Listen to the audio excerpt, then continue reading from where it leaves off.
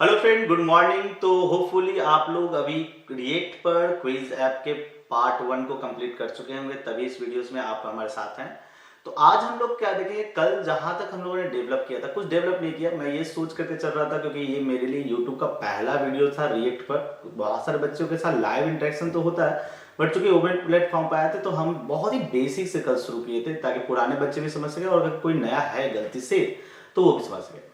आज हम लोग कल के किए गए फ्रेमिंग के मतलब जहां पर हम लोगों ने ऐप के अंदर एक बैकग्राउंड को सेटअप किया, क्विज के क्वेश्चन कैसे आएंगे, कैसा छोटा सा एक दो कंपोनेंट बना करके सेट किया। आज हम देखेंगे कि उसकी फंक्शनलिटी क्या है। कोशिश करेंगे कि आज पूरी फंक्शनलिटीज को कवर कर लिया जाए इस वीडियोस में। अगर वो नहीं होगा तो फिर एक और पार्ट लेकर के आएंगे जिसमें और एडवांस लेकर जाएंगे। तो हम लोग बिना टाइम को वेस्ट किए फटाफट शुरू करते हैं। ठीक है, बढ़िया से अपना VS कोड ओपन हो रहा है। ठीक है, और VS कोड अपने को कुछ न कुछ करके देगा। ठीक है, और उसके देखेंगे ये अपना कल का कुछ होगा शायद। ठीक है, हम उसे हटा देते हैं ताकि कुछ चीज़ें हैं जो आपके लिए भी प्रैक्टिस के लिए पहले से ओपन रहता है। तो हम अपने क्विज ऐप के फोल्डर्स को देखते हैं कि कहाँ पर है हमारा। ठीक है, क्विज ऐप 2 के नाम से हमने कल प्रोजेक्ट बनाया था, तो उसे ओपन कर लेते हैं फटाफट। ठीक है, सेलेक्ट फोल्डर, सारा फाइल हमारे पास आ चुका है। और कल के हिसाब से जहाँ थे हम लोग, जो सबसे ज़्यादा हमारा काम चल रहा था वो सोर्स के अंदर में कंपोनेंट्स के अंदर, जो क्विज के अंदर हमारा क्विज जो JSX था, क्योंकि CSS पर हम लोगों ने बहुत अच्छा वर्क कर लिया था, यहाँ पर कल पहुँच गए थे। ठीक है, एक बार टर्मिनल ऑन करके ये भी चीज़ सेट कर लिया जाए कि सब कुछ सही है कि नहीं। तो टर्मिनल ऑन करके हम चेक कर लें npm इंस्टॉल, सॉरी, ठीक है, npm run dev कर लिया हम लोगों ने। कंट्रोल के साथ इसे क्लिक कर रहे हैं ताकि ये हमें दिखाए सही आ चुका है। थोड़ा सा सेटिंग कर लेते हैं ताकि हम अपने चेंजेस को डायरेक्ट और लाइव देख सके, क्योंकि कल भी हम लोग ये किए थे तो ये देखने में थोड़ा सा आसान और अच्छा लगता है। तो इस चीज़ को एक बार में लाइव में देखा जाए तो करते हैं। बस जो किया जाए तो फटाफट किया जाए। सेटअप, थोड़ा सा स्क्रीन सेटअप, जो चेंजेस करेंगे हम लोग लाइव में कर देंगे तो ज़्यादा अच्छा है। ठीक है, होपफुली ज़्यादा दिक्कत नहीं आएगी। हाँ, यहाँ पर हम चीज़ों को कर रहे हैं। सेटअप को करने में थोड़ा सा समय भले ही लगे, लेकिन उसके बाद अपना काम बढ़िया हो जाता है। ठीक है, तो हम सेटअप को कर ले। ठीक है, हमारा सेटअप कोडिंग वगैरह के साथ सब कुछ के साथ सेट है और पूरी अच्छे से देख, जो भी चीज़ दिखाना होगा कोड का, हमारा व्यू से सब कुछ, इमेज वगैरह सब कुछ क्लियर है और सब सही है।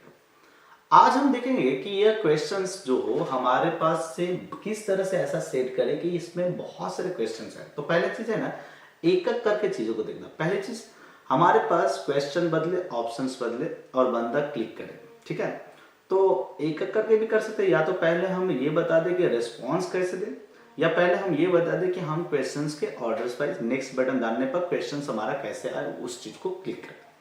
तो आपके हिसाब से, या पहले मैं अपने हिसाब से करूं क्योंकि आप लाइव नहीं है, तो मैं पहले ये क्वेश्चंस कैसे डायनेमिक होगा, नेक्स्ट बटन किस तरह से इसे कंट्रोल करेगा क्वेश्चंस को, तो उसको चेंज कर दूं। उसे चेंज करने के लिए हमारे पास बहुत सारे क्वेश्चंस होने चाहिए। तो मैं थोड़ा सा, क्योंकि लाइव इंटरेक्शन है, तो मैं क्या कर रहा हूँ, थोड़ा सा चैट GPT से मदद ले रहा हूँ कि कुछ क्वेश्चंस के एरे बना करके हमें दे, जिसको हम यहाँ पर इंपोर्ट कर सके। ठीक है, इसको यूज करेंगे तो बढ़िया हो जाएगा। तो हम चैट GPT से, या ये आपको खुद करना है क्योंकि यह आपका टेस्ट होगा, तो इसे तो हम कर सकते हैं, give me 10 questions array to import React। ठीक है, इम्पोर्टिंग रिएक्ट ऑब्वियस है। इसने कुछ और क्वेश्चंस का एरे बना करके दिया। थोड़ा सा एरे मेरे काम का है, लेकिन थोड़ा सा एरे का फॉर्मेट थोड़ा अलग है, तो हम इसको फिलहाल कॉपी तो कर लेते हैं, बट आपके साथ ही फॉर्मेट को चेंज कर लेंगे। तो अब ये जो एरे मुझे मिला, जिसकी ज़रूरत है क्योंकि क्वेश्चंस मुझे चाहिए, मैं क्या करता हूँ कि क्वेश्चंस, आपका कंपोनेंट के अंदर जो क्वेश्चंस था नाम का फोल्डर बना हुआ, उसके अंदर मैं एक और फाइल क्रिएट कर देता हूँ, questions.j6 के नाम से। ठीक है, ये फाइल हो गया। और अब मुझे अभी जो कोड दिया, क्योंकि ये अब सिंपल एक एरे कोड है जो आप देख लो, ये कुछ ज़्यादा कुछ है नहीं। इसने क्या किया है कि इसने सजेस्ट किया था कि questions.js बनाए, लेकिन हम JS6 बना दिए, कोई दिक्कत नहीं है। इसे हमको इतना लिखना नहीं पड़ा। कुछ चीज़ें इसने ज़्यादा दे दी, मैं उसे हटा देता हूँ कि ये आईडी नंबर की मुझे ज़रूरत है नहीं। तो आईडी नंबर मैं रिमूव कर रहा हूँ। ऐसे आईडी नंबर मैं यूज कर सकता हूँ, लेकिन वो शायद ChatGPT इतना एडवांस हो गया है ना कि वो एडवांस चीज़ों को पहले ही बार में दे रहा है, और हमें उसका नहीं चाहिए, हम लोग बेसिक से सीखेंगे। तो यहाँ पर मैं रिमूव कर रहा हूँ सबका आईडी नंबर। ठीक है, आईडी नंबर मतलब एक और की वैल्यूज को वो दे रहा है। आईडी नंबर का यूज किया जा सकता था क्वेश्चंस नंबर के लिए, बट हम लोग थोड़ा सा मैनुअल कॉन्सेप्ट पर चलेंगे तो ज़्यादा अच्छा रहेगा। ठीक है, और ये एक और चीज़ जो मुझे इसमें हल्का सा अलग लगा है कि इसने आंसर को स्ट्रिंग में दिखाया, और हमारे लिए स्ट्रिंग से अच्छा है कि हम ऑप्शन नंबर से दिखाएं तो ज़्यादा अच्छा होगा। जैसे फर्स्ट का आंसर इसने लिया, क्योंकि ऑप्शन नंबर हमारे लिए हेल्प कर सकता है। तो पहले बार में ऑप्शन नंबर 2 आंसर है, क्योंकि ये मेरे लिए सही है। मार्क्स अगेन ऑप्शन नंबर 2 मैं करेक्ट कर रहा हूँ कि ताकि हमारे पास जब है ऑप्शन नंबर 1। ठीक है, carbon dioxide again option number 2 जो आंसर है, मैं इसकी नंबर वैल्यूज को जाऊँ। ऑप्शन नंबर 2 आंसर 1947 आपका जो है, इसका मतलब कि ये ऑप्शन नंबर 3 है। थोड़ा सा पूरा टाइप करना नहीं पड़ा, हल्का समय उसने बचाया, लेकिन थोड़ा सा अपने को काम करना ही पड़ेगा। Option number 3।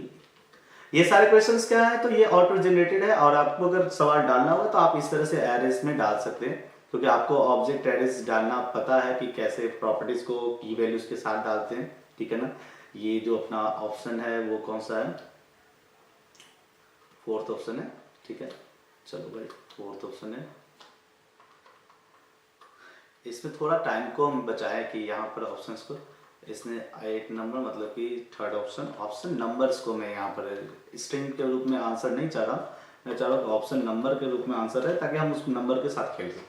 चलो ये फाइल सेव होगी। अब फाइल ये सेव होगी, मेरे पास क्वेश्चंस आ चुके हैं। 10 क्वेश्चन मेरे पास है, और 10 क्वेश्चन जो है वो मेरा एक क्वेश्चंस नाम के क्या बोल सकते हैं, एक फाइल में लॉक्ड है, जिसको एक्सपोर्ट कर चुका है। तो एक्सपोर्ट कर चुके हैं, हमें JSX में चाहिए, तो हम क्या करते हैं, पहले इसे इंपोर्ट करते हैं। तो हम इंपोर्ट कर रहे हैं इस इन क्वेश्चंस को, तो क्वेश्चन को इंपोर्ट कर रहे हैं, क्वेश्चंस। ठीक है, ये खुद ब खुद आ गया, और हमारा सारा क्वेश्चंस अब इंपोर्ट हो चुका है, आप आराम से देख सकते हैं। ठीक है ना, मैं थोड़ा सा आपके व्यूज के लिए अच्छी हो सके तो उसके लिए बता रहा कि आपका क्वेश्चंस इंपोर्ट हो चुका है। क्वेश्चंस नाम का ये जो ऑब्जेक्ट है वो इंपोर्ट हो चुका है। कहाँ से, जो अपनी फाइल डेस्टिनेशन खुद से उन्होंने सजेस्ट कर दिया था, मैं ले चुका हूँ। अब मुझे चाहिए क्या, तो चाहिए ऐसा कि हमारा जो क्वेश्चंस था, ये मैनुअल फीड जो है वो मैनुअल फीड नरेट इन्हीं क्वेश्चंस से एब्स्ट्रैक्ट करके रखा है। जो भी क्वेश्चंस डेटा में हमारे पास यहाँ पर मौजूद है, पहले लाइन में हमने पहली की रखी है, जो प्रॉपर्टी रखी है वो रखा है क्वेश्चंस नाम का। दूसरे बार में ऑप्शन नाम की एक एरे को डिफाइन करें, जिसमें ऑप्शन ABCD ऐसे करके इंडेक्स है।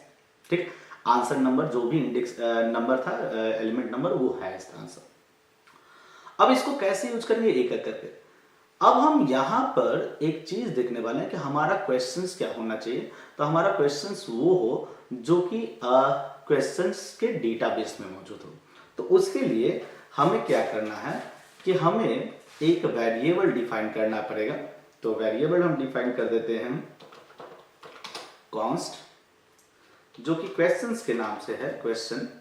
ठीक है, और ये क्वेश्चन होना क्या चाहिए, तो आप कह रहे हो कि ये क्वेश्चंस क्या होना चाहिए कि वो जो डेटाबेस में क्वेश्चंस है ना, वो एक एक करके करने का मतलब कि डेटाबेस में जो क्वेश्चंस है उस ऑब्जेक्ट का नाम है क्वेश्चंस। ठीक है ना, ठीक है, सॉरी, क्वेश्चंस नाम है।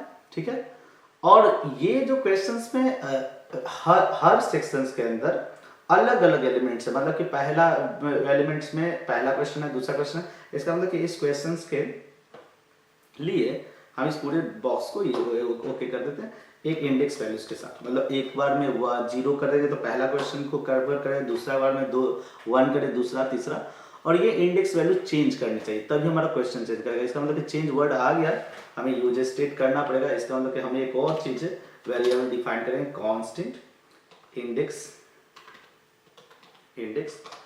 और हम यहाँ पर साथ साथ सेटर फंक्शन रख देते हैं, सेट इंडेक्स, ठीक है, जिसकी यूज स्टेट शुरुआती कहाँ से, 0 से।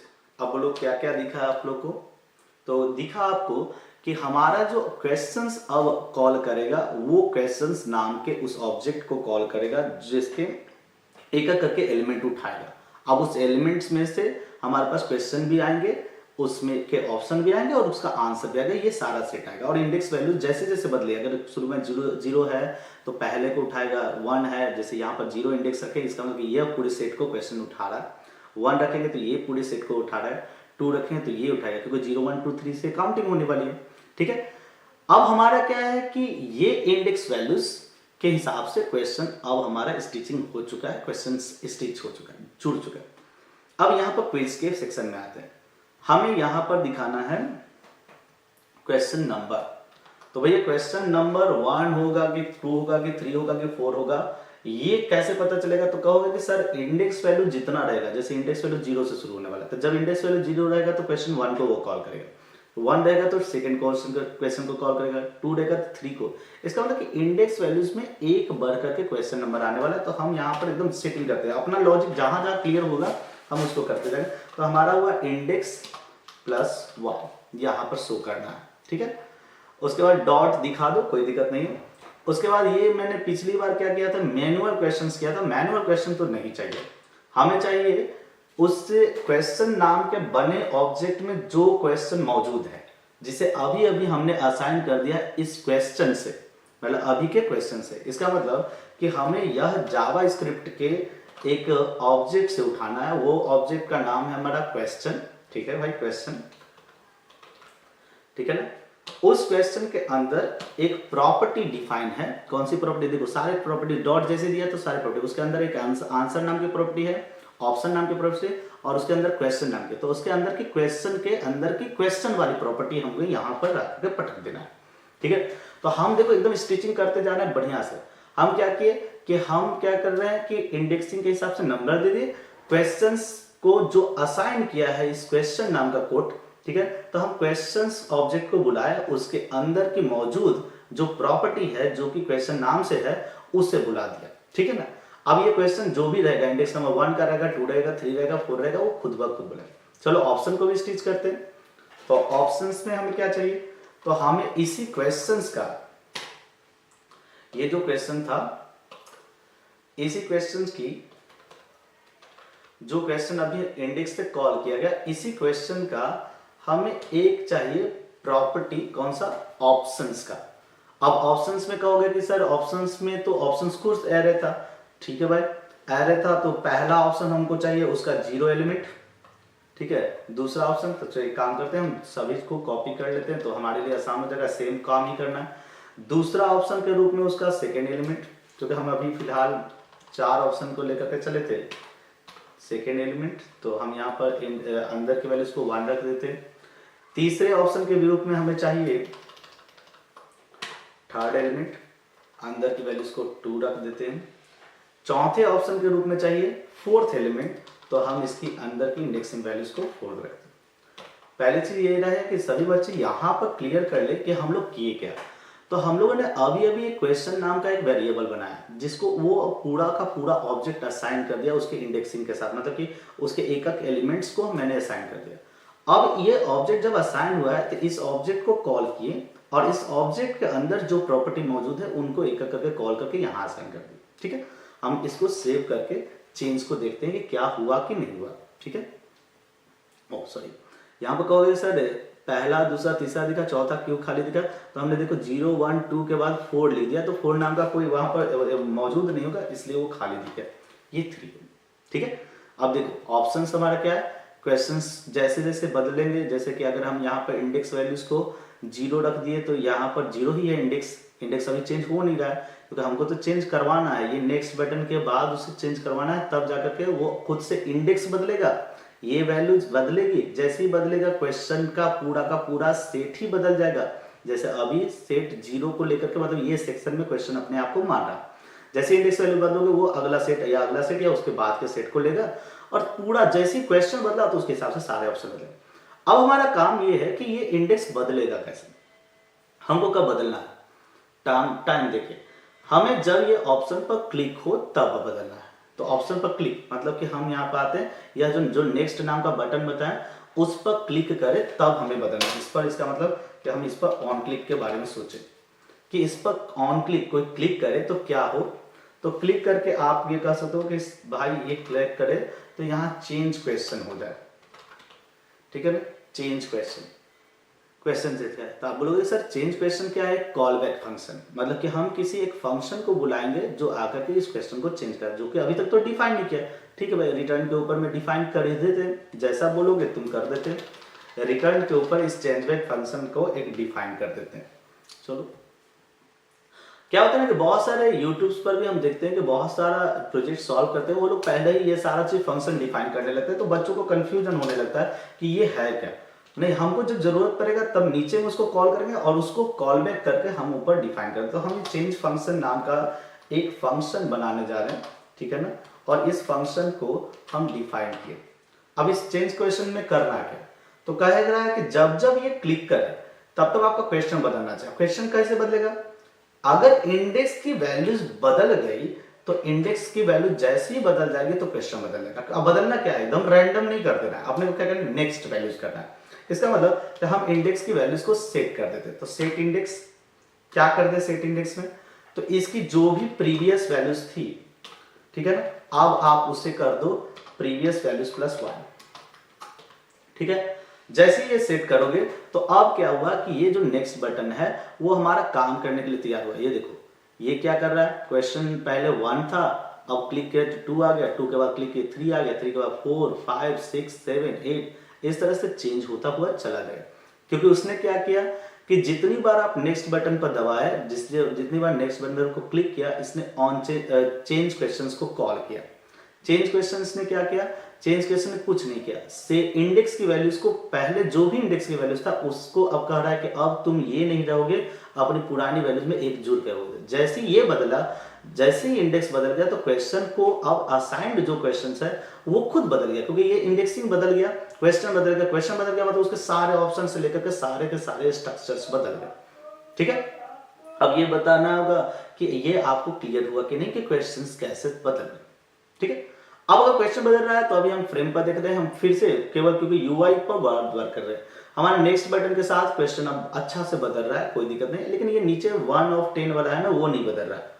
अब वो नहीं बदल रहा है, उसको भी अभी लगे हाथ इसको करेक्ट करते हैं। तो ये इसको अगर बदलना है तो कैसे करें, तो यहाँ देखो, यहाँ 1 of 10 हमने डायरेक्ट लिख दिया इसलिए नहीं बदलेगा, तो हम क्या करते हैं ना कि 1 of 10 को बदल देते हैं। कैसे बदलेंगे, तो ये जो 1 होना चाहिए, ये 1 क्या है, क्वेश्चन नंबर ही तो क्वेश्चन नंबर के लिए क्या होता है कि हमने क्वेश्चन नंबर के लिए जो सोचा था, क्या सोचा था, इंडेक्स +1 वो दिखाए, तो यहाँ पर हम लिख देते हैं इंडेक्स +1 ये शो करे, सॉरी इंडेक्स +1 ये शो करे, तो जो भी क्वेश्चन नंबर रहेगा वही शो करेगा। साथ साथ आउट ऑफ 10, हर बार जरूरी तो नहीं कि 10 क्वेश्चन हो, हमारे पास क्वेश्चंस कुछ भी लेंथ का हो सकता है। तो हम एक काम करते हैं, हम क्वेश्चंस के लेंथ को यहां पर डिफाइन करते हैं। तो डिफाइन करने के लिए क्या होगा कि हमारा ये जो था क्वेश्चंस नाम का ऑब्जेक्ट, इस क्वेश्चन नाम के ऑब्जेक्ट के लेंथ को हमें दिखाना है, क्योंकि ये कितना है, जितना होगा उतना ही होगा। तो हम ये काम करते हैं, इसको हम इस तरह से कॉल कर लेते हैं,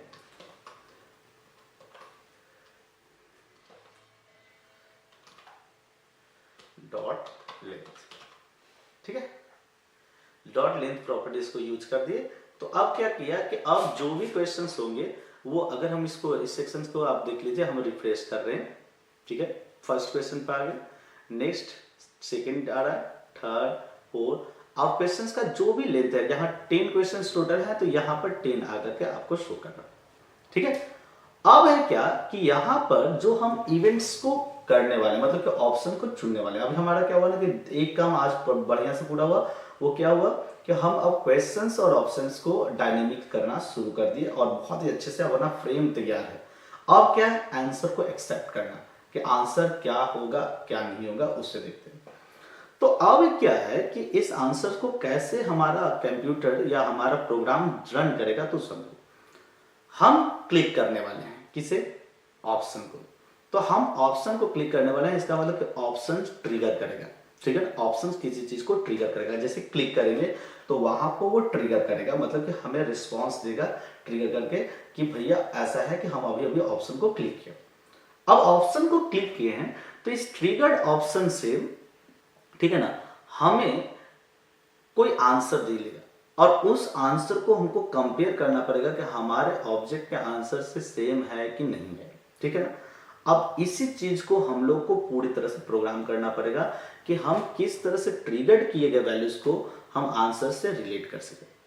तो ट्रिगर्ड मतलब क्या है, ऑन क्लिक होने वाला है किस पर, लिंक पर। तो एक काम करते हैं, ऑन क्लिक, ठीक है, ऑन क्लिक लिंक पर होने वाला है, जिसके अंदर एक ट्रिगर्ड एलिमेंट्री फंक्शंस टाइप का दे सकते हैं ई। ठीक है ना, ये क्या करेगा, ट्रिगर करेगा और ट्रिगर करके आंसर चेक करने की कंडीशन को डालेगा, मतलब कि चेक आंसर।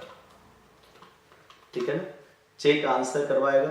ठीक है ना, और चेक आंसर में हम एक काम करते हैं, इसमें दो पैरामीटर, एक तो जो इवेंट ट्रिगर हुआ है उस इवेंट के कारण, ठीक है ना, एक पैरामीटर इस इवेंट को ले लो, और ये पहला ऑप्शन है तो इसको ले लो ऑप्शन 1, इसलिए हमने 1 2 3 किया। मतलब कि आपका क्या है कि जैसे कोई ट्रिगर क्लिक करे तो वो ट्रिगर्ड इवेंट को में इवेंट के रूप में सेव हो जाए, और इवेंट क्या करे कि एक लीनियर फंक्शंस में उसे चेक आंसर में कॉल करे और चेक आंसर करके देखना। ठीक है, अब लोग कि सर क्या चेक आंसर क्या है, चेक आंसर तो कॉल बैक हो गया। कॉल बैक इसलिए कि अब उसको वापस किसी ना किसी जगह पर भेजेगा, यह सिस्टम बनाना पड़ेगा। बनाते पहले हम क्या करते हैं, चारों ऑप्शंस को ट्रिगर करने के लिए हम मेंटेन कर देते हैं ताकि अपना कोई टेंशन ना हो, एक जैसे चीजें रहेगी तो अच्छा रहेगा। तो पहला ऑप्शन को क्लिक करोगे तो वो अपना ट्रिगर करके इवेंट में कलेक्ट करेगा, चेक आंसर को भेजेगा और ये बोलेगा कि 1 लेकर के हमारा आंसर चेक करो। दूसरे ऑप्शन को क्लिक किया तो ये 2 लेकर के आंसर को चेक करने के लिए बोलेगा। ठीक है,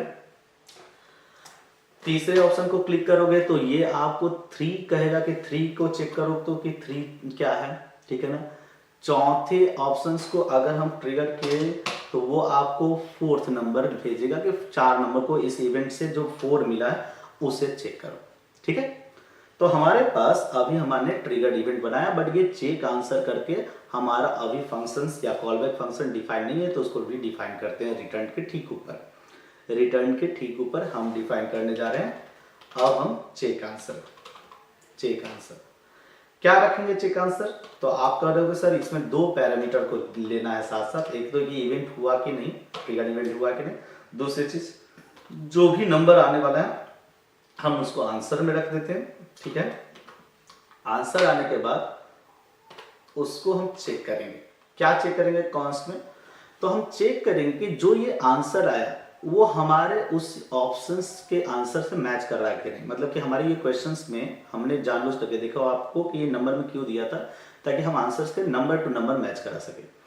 अगर किसी ने ट्रिगर किया, पहले ऑप्शन को ट्रिगर किया, तो इसका मतलब कि इवेंट उसको कॉल करके एक आंसर के रूप में 1 कलेक्ट किया। अब उस 1 को कंपेयर करना है कि क्या यह इस दिए गए आंसर से मैच कर रहा है। अगर ये मैच कर रहा है तो ये करेक्ट आंसर है, और अगर ये मैच नहीं कर रहा है तो ये आपका रॉन्ग आंसर है। ठीक है, तो आपको क्या करना है कि अभी आपके इवेंट जो ट्रिगर कर रहे हैं उस इवेंट ट्रिगर्ड इवेंट को आपको चेक करना पड़ेगा कि ये रॉन्ग है कि करेक्ट है।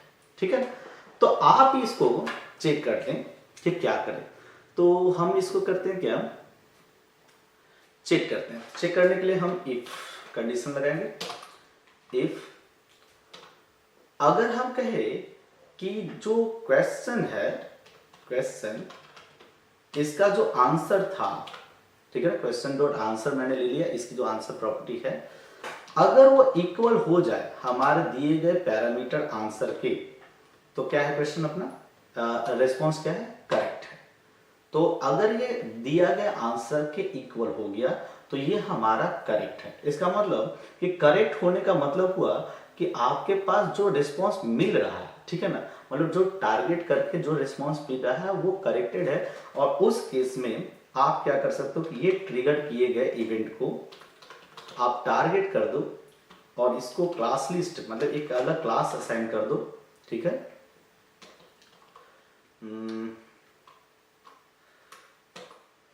करेक्ट का, ठीक है ना। तो इसका मतलब कि अगर ट्रिगर किया गया आंसर आपका अगर मैच कर गया क्वेश्चंस के आंसर प्रॉपर्टीज के, तो आप कहोगे कि ये करेक्ट है, तो इसको करेक्ट के क्लास में मैंने डाल दिया, ठीक है। अब अगर करेक्ट के क्लास में डाल दिया, ठीक है, तो अगर करेक्ट नहीं है, तो अगर नहीं मैच किया तो आप इसके लिए जस्ट एल्स कर दीजिए। एल्स करके आप इसको ये लिख दीजिए कि अगर ये मैच नहीं किया तो एल्स करके ये जो प्रॉपर्टी है, मतलब जो ट्रिगर किया गया था इवेंट जो ट्रिगर्ड है, उसकी जो टारगेट वैल्यूज है वो अब क्लास करेक्ट का ना होकर के वो क्लास हो गया अब रॉन्ग का। इसका मतलब कि यह अपना रॉन्ग हो गया, ठीक है। अब बोलोगे सर ये क्लास का क्या फायदा है, आपको क्लास का क्या मतलब, या तो आप यहाँ पर से स्कोर जोड़ने के लिए जाते तो यहाँ से जोड़ सकते हो, ठीक है ना। और अगर रॉन्ग, और जैसे हम ये बताएं कि अगर क्लास हमने ट्रिगर किया तो हम यहाँ से स्कोर कैसे बनाएंगे, ठीक है। तो अगर करेक्ट है तो इसका मतलब क्वेश्चन आंसर सही है, तो एक स्कोर सेक्शन होना चाहिए, मतलब स्कोर को एक स्टेट वेरिएबल दे देते एक स्कोर, ठीक है। हम यहाँ पर एक स्टेट वेरिएबल स्कोर दिख रहे हैं, स्कोर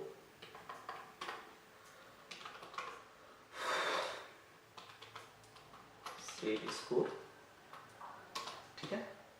यूज स्टेट स्कोर का जो है शुरुआती वैल्यूज जो लेते हैं हम 0 ही ले लेते हैं कि 0 शुरुआत में स्कोर होगा, शुरू में स्कोर 0 है।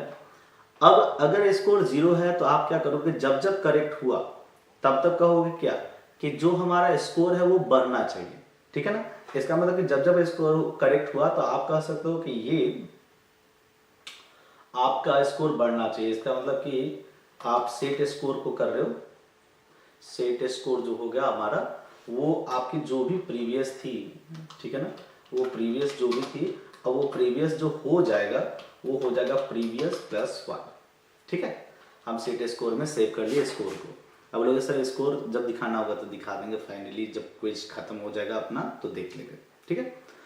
तो अपना ये चीज चल गया कि क्लास पर, या फिर आप करेक्ट और रॉन्ग जो बनाए हो उसको तुरंत, इसका चूंकि क्लास बन चुका है तो आप इसके CSS में इसकी प्रॉपर्टी डिफाइन कर सकते हो। जैसे ये हमारा डिफरेंट क्लास हो गया, तो हम अपना क्लास के लिए क्या करते थे, डॉट करेक्ट एक प्रॉपर्टी डिफाइन कर देते हैं जिसमें हम इसका बैकग्राउंड कलर, बैकग्राउंड आप बैकग्राउंड ग्रीन डिफाइन कर दीजिए, तो ये हो गया कि ये जब सही रहेगा तो ये ग्रीन दिखेगा, ठीक है ना। और अगर रॉन्ग रहेगा, डॉट रॉन्ग, रॉन्ग रहेगा तो इस क्लास के लिए इसकी बैकग्राउंड कलर जो होगी, बैकग्राउंड कलर जो रहेगा आप इसको रेड दिखा दो, ठीक है।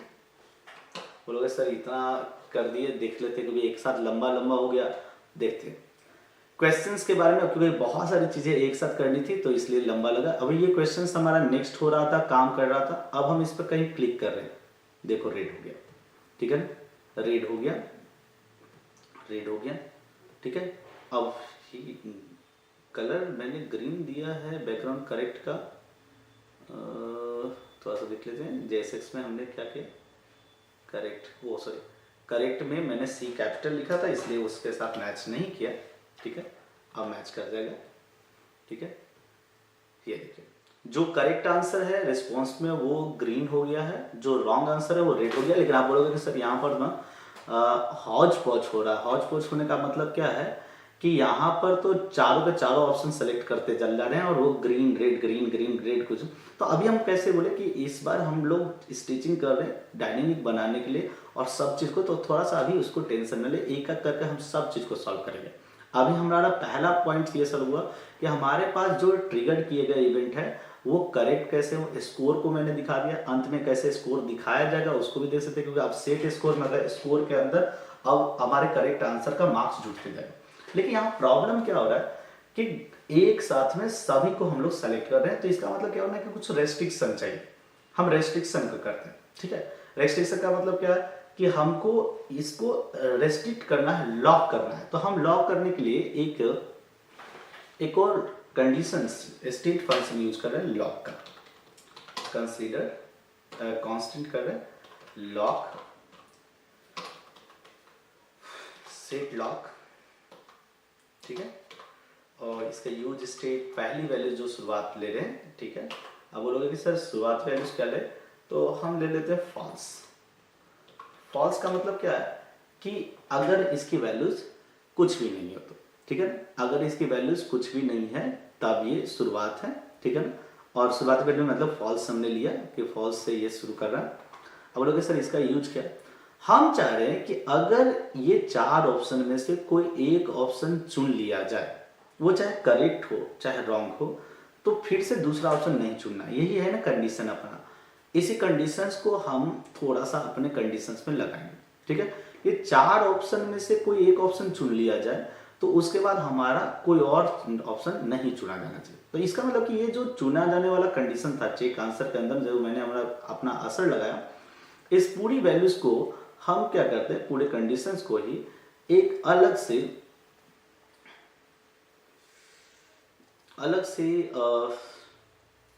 कंडीशन के अंदर इसको डाल देना। कट कर रहे हैं थोड़ा सा, हम ये कर रहे हैं कि इफ जो है अगर लॉक फॉल्स हो, मतलब लॉक की वैल्यूज जो है इक्वल टू फॉल्स है, मतलब जो शुरुआती वैल्यू लिया गया, तब ये काम होना चाहिए था, ठीक है ना। मतलब तब ये सब चीज हो, ठीक है। अब बोलोगे सर तो ये तो ठीक है, आपकी बात समझ गए कि ये हो, लेकिन ये तो है कि हमेशा तो फॉल्स ही रहेगा, क्योंकि आपने फॉल्स से हम यहाँ पर क्या कर देते हैं ना, लॉक का सेट और वैल्यू सॉर्ट करें। सही जवाब है तब भी हम कह रहे हैं कि आप क्या करो, लॉक जो है उसको सेट कर दो ट्रू, ठीक है ना। मतलब अगर सही भी है तब भी आप उसकी वैल्यूज को लॉक को रेस्ट्रिक्शन को कहते हैं ट्रू, ठीक है। इवन कोई गलत रिस्पॉन्स भी दिया तो अब कह दिए आपने कह दिया उसे ट्रू ही, ठीक है ना। एल्स में भी हम ये कंडीशन डालें और इसमें भी डालें। तो अगर ये दोनों कर दिया तो आप ये चीज कहोगे कि सर किसी एक को मैंने सेलेक्ट किया, जैसे ये रेड हो गया, ठीक है। अब दूसरा सिलेक्शन करने गए तो इसलिए दूसरी बार ये रन नहीं किया, क्योंकि जैसे ही आपने किसी एक को क्लिक किया, वो सही जवाब हो चाहे गलत जवाब हो, जैसे आपने किया तो उसने लॉक की वैल्यूज को कर दिया है ट्रू। अब लॉक की वैल्यूज ट्रू हो गया तो इसका मतलब कि चेक आंसर में अब ये इस लूप में दौड़ा ही नहीं, क्योंकि ये लूप में तभी दौड़ता जब लॉक की वैल्यूज फॉल्स थी। अब ये लॉक की वैल्यूज ट्रू हो गया तो इसका मतलब कि अब ये चेक वैल्यूज में गए, ठीक है। तो हम जो अभी ये जो बात बता रहे थे, अभी हम ये चाहेंगे कि आप किसी तरह से, मतलब किसी तरह से नहीं, आप हमारे इस वीडियोस के एक पॉइंट बाय पॉइंट करके सभी चीज को यहां तक करेक्ट करके लेके आए। इसके पार्ट 3 में हम और आपको एडवांस बताएंगे कि क्या चीज है, जैसे कि अभी क्या प्रॉब्लम आ रही है उससे भी बताते हैं। यहां के बाद अगर आप यहां नेक्स्ट कर रहे हो तो आप नोटिस करना कि आपने फर्स्ट को जो चुना वो रेड का रेड ही रह गया। मतलब अगर हम रिफ्रेश करें यहाँ पर, ठीक है ना, रिफ्रेश करें और अगर हम यहाँ पर से what is the capital of India and we have selected New Delhi, तो ये ग्रीन तो हो गया, लेकिन क्वेश्चन नेक्स्ट के बाद वो सेकंड ऑप्शन को हमेशा ही ग्रीन करके रखा है, ठीक है। तो ये क्या है, ये प्रॉब्लम कैसे सॉल्व होगा और इसको और एडवांस कैसे बनाए, स्कोर कैसे दिखाएं, क्योंकि स्कोर को कैच करना मैंने बता दिया। प्रोजेक्ट लंबा ना हो तो मैं चाह रहा हूं कि आप यहां तक का सारा कुछ अपडेट करें। इसके नेक्स्ट वर्जन में, मतलब थर्ड जो अगली पार्ट आएगी, उसमें हम इसको इन सब प्रॉब्लम को भी सॉर्ट आउट करेंगे और फाइनल क्विज को एक फाइनल फॉर्मेट में आपके साथ प्रेजेंट करेंगे। तो आज के लिए इतना ही और अगले वीडियो में मिलते हैं, तब तक के लिए धन्यवाद। Have a nice day.